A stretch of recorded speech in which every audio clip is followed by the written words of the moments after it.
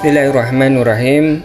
Assalamualaikum warahmatullahi wabarakatuh. Para pendengar yang saya hormati, marilah kita lanjutkan kajian kita berkaitan dengan karakteristik kurikulum 2013. Sebagaimana kita tahu bahwa peralihan dari kurikulum tingkat satuan pendidikan tahun 2006 ke kurikulum 2013 ini dalam rangka penyempurnaan penyesuaian kurikulum yang ada di Indonesia. Tentunya ketika kurikulum itu ditetapkan pasti akan memiliki karakteristik yang berbeda dengan kurikulum-kurikulum sebelumnya. Adapun kurikulum 2013 memiliki karakteristik yang pertama mengembangkan keseimbangan antara pengembangan sifat spiritual dan sosial, rasa ingin tahu, kreativitas, kerjasama dengan kemampuan intelektual yang psikomotorik. Jadi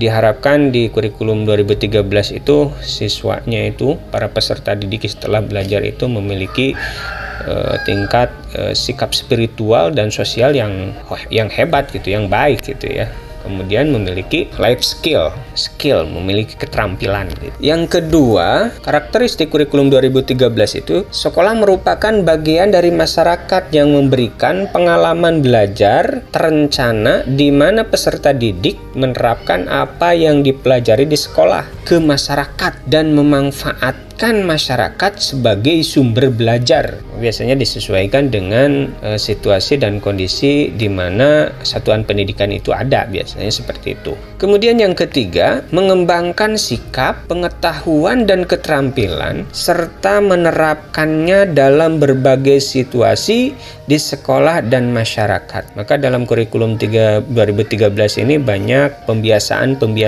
yang dilaksanakan di sekolah dengan harapan si peserta didik itu menjadi terbiasa berbuat sesuatu hal yang baik sehingga bisa dibawa ketika dia di masyarakat atau di rumahnya. Yang keempat, memberikan waktu yang cukup leluasa untuk mengembangkan berbagai sikap, pengetahuan dan keterampilan. Memberikan waktu yang cukup leluasa. Sistem pembelajarannya pun jadi pembelajaran berpusat kepada peserta didik ya, di mana guru dalam hal ini hanya sebagai motivator, pembimbing. Jadi si peserta didik menggali ya, bukan diberi ya, bukan hanya diberi.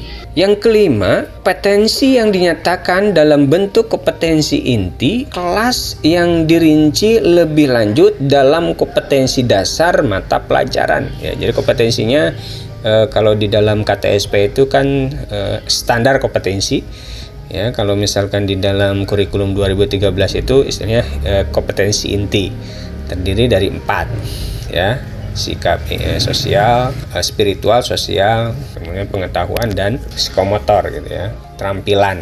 Kemudian yang keenam, kompetensi inti kelas menjadi unsur pengorganisasi kompetensi dasar di mana semua kompetensi dasar dan proses pembelajaran dikembangkan untuk mencapai kompetensi yang dinyatakan dalam kompetensi inti. Maksudnya bahwa kompetensi inti yang ada di kompetensi inti itu nanti dicapai melalui kompetensi dasar. Kompetensi dasar itu diharapkan bisa tercapai ya, untuk memenuhi standar kompetensi inti. Para pendengar yang saya hormati, yang berdasarkan yang di atas dapat disimpulkan bahwa karakteristik kurikulum 2013 adalah dalam setiap pembelajaran memiliki tujuan untuk mengembangkan sikap spiritual, sikap sosial, pengetahuan dan keterampilan sehingga dapat diterapkan oleh peserta didik dalam kehidupan sehari-hari. Dengan bekal pengalaman belajar yang didapatkan, peserta didik akan menerapkannya dalam berbagai situasi di sekolah dan di masyarakat. Mata pelajaran yang ada di dalam kurikulum 2013